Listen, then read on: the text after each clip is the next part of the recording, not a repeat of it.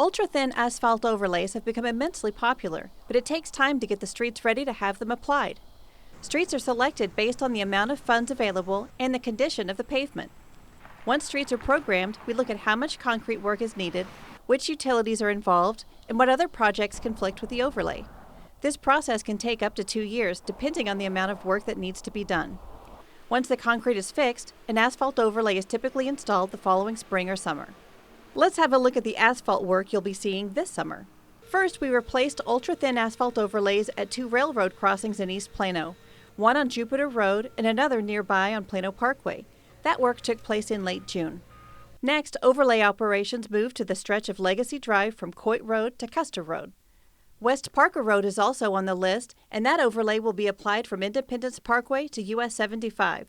This makes Parker Road our first arterial street to have an ultra-thin asphalt overlay from end to end.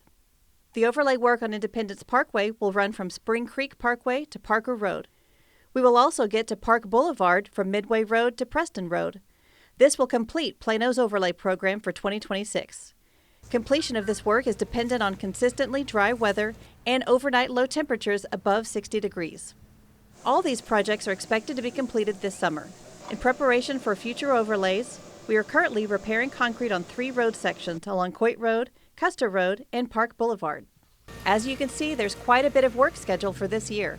Thank you for your patience as we continue to improve our city for everyone to enjoy.